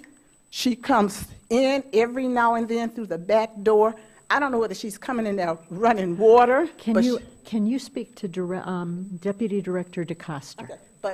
Okay, the bottom line is something must be done. I am prepared to write the senators, the representatives, anybody that I think will take time and read the letter and tell me what can I do. I've been to the health department. I've been everywhere. Everybody is giving me the runaround. I want some help. We don't want our place looking like that. Madam Mayor. And thank you for caring. Madam Mayor. Yes. I know that this young lady has been to our council meetings a few times, and so I know I just want to encourage her that you can contact your state representative and your senator. I know you've been to our office, to our council meetings a few times, and I've worked for a state representative before. There are high levels to go to besides local government. We certainly will do whatever we can here, but you absolutely have every opportunity to go to your state representatives. We can give you that information if you need it, but we don't want to keep sending you back to the departments if you don't feel that you're getting the help you need. We'll help you here, but there are absolutely other avenues to go to too. We can't We'll make talk sure you in get the audience, but information thank you need. Could you step back to the podium, because I have a couple of questions for you, if you don't mind. Now, I see that the windows are boarded up. What exactly is your complaint? My complaint is this. No one else's window looks like this. No one else's window has been allowed to look like this. But the fact that she is a person who has abandoned this property. She doesn't pay association dues, but she pays her taxes. She doesn't pay the association dues. Anybody else who's had a window, I spoke here a year ago. I told you all then some things that, my question was a year ago, who are the inspectors working for? Are they working for the citizens and the people of Oak Park, or are they working for somebody else? When I asked this question last year, I know it went over people's head, but the end of June, the very point that I was making was all over the news on the end of June. A particular place that's got busted and everything, all over the news the end of June. Just the other week, all over the news. I mean, I get what you're saying. I totally, but you're complaining about the windows. You want curtains up instead of wood. It's like, why are some people getting violations and others aren't? Why is her window allowed to look like this? No blinds, no curtains up. She can just, and she doesn't live there. The place is abandoned. I mean, I totally understand what you're saying. Unfortunately, well, I'm not a codes violation person. I totally agree with you, but I do not believe it's illegal. And And that's probably why you're not getting the assistance. You don't believe what? That it is illegal Okay. for her to have the, as long as her, her building.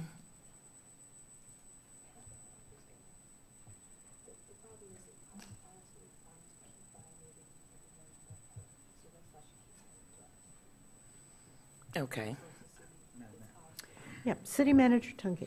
Well, council members, if we could, I'd reserve this conversation for your conversation with Deputy Director DeCoster. Sean Harrison reports to him. He is the boss of that department. I just wanted to make one comment about the ethics you mentioned of the employees in that department. These employees, I've been here for 5 years, and so I've known them for that long. I find them to be very fair, very ethical, and would not violate the law to be bribed or anything like that. And let me finish. I can assure you, and you'll get this from Deputy Director Coster in a moment, I can assure you that if you are willing to work with us, we are willing to work with you. Our goal is to protect our taxpayers, residents, and their taxable values and their market values ultimately. And so that is our entire goal. It's not anything but that. So I don't think we should get into the details of it, but I do want to make sure you know that. But I'm just saying, if you look this up a year ago, I made a statement on some things, and it has all come to pass. It has all come to pass. Like I said, it was all over the news the end of June.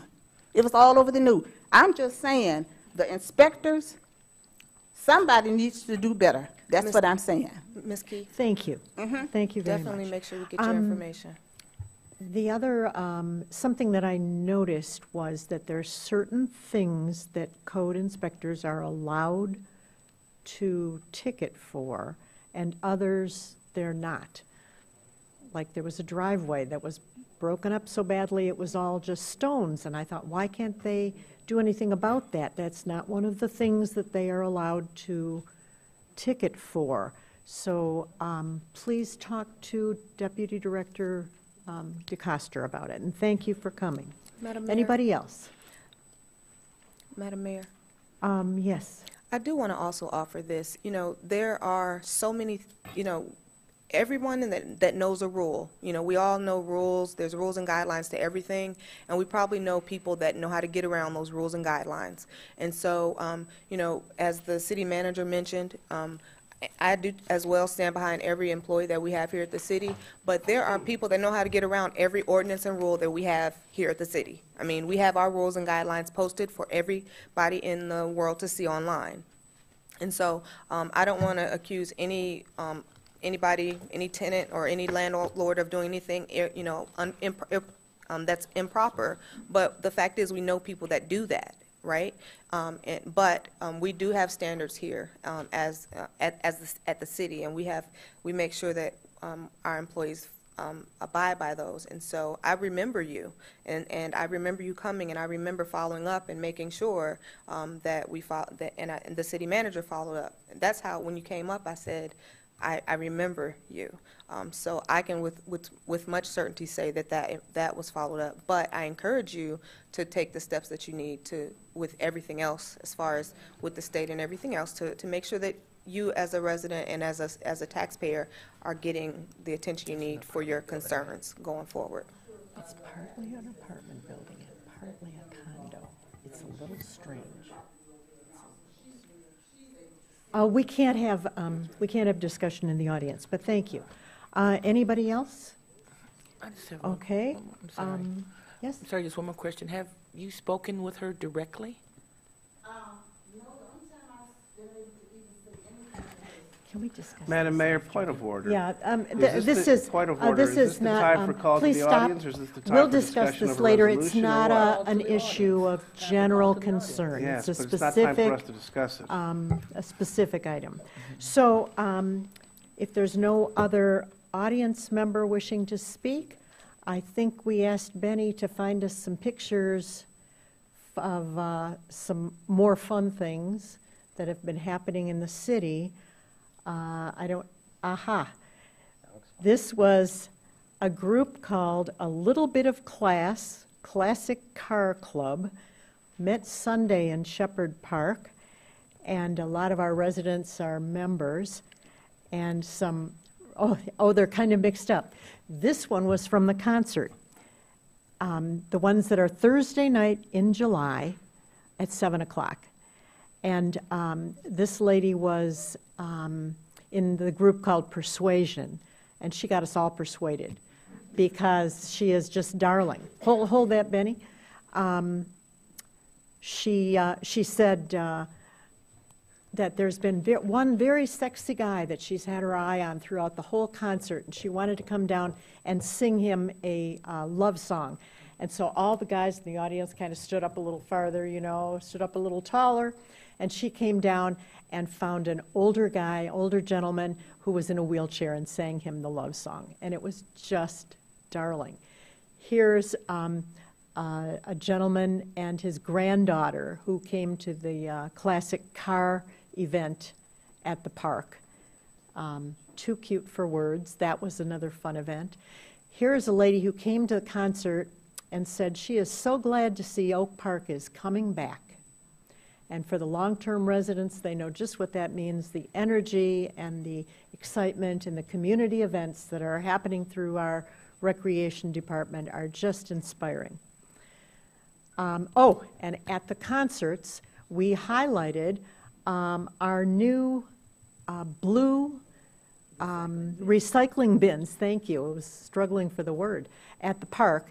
And we said if you came and recycled a bottle or a can, we were going to make you famous. So here is one famous Oak Parker recycling. Another famous, stunning, obviously, Oak Parker recycling. That's it. Thank you. So come to the concerts, and you will notice those recycle bins in all the public areas in Oak Park. And we're making a big push for recycling as a city and as individuals. Sometime in August, you ought to be getting a personal recycling bin delivered to you from SACRA at no charge to you. There is a grant, it's grant funded, and the governor is trying to increase recycling in the state of Michigan. And I'd encourage you, we pay for the garbage that is taken away, and they pay us for the recycling. So help us out, and let's make Oak Park greener. Thank you. Mayor Pro Tem. Thank you, everyone, for coming out. Have a good evening. Thank you. Let's see. Councilmember Radner. Good night, everybody. Councilmember Speech. Good night, everyone. Councilmember Rich. Good night. Thank you. There being no further business to come before this council, this meeting is adjourned.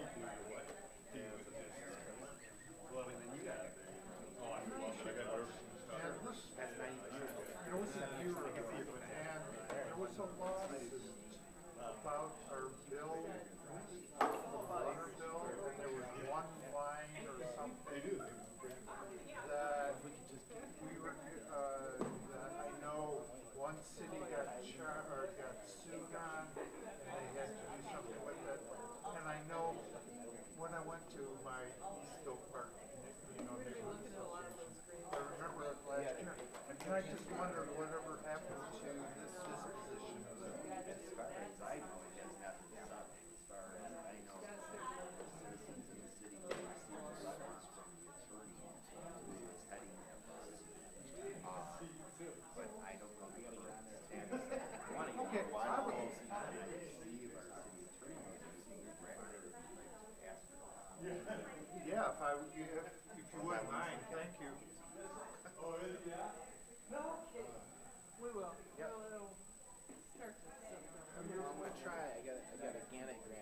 to write to get some money for that after-school thing we were talking about. That comes up the first week. I was just going to say, that's another thing. Yeah.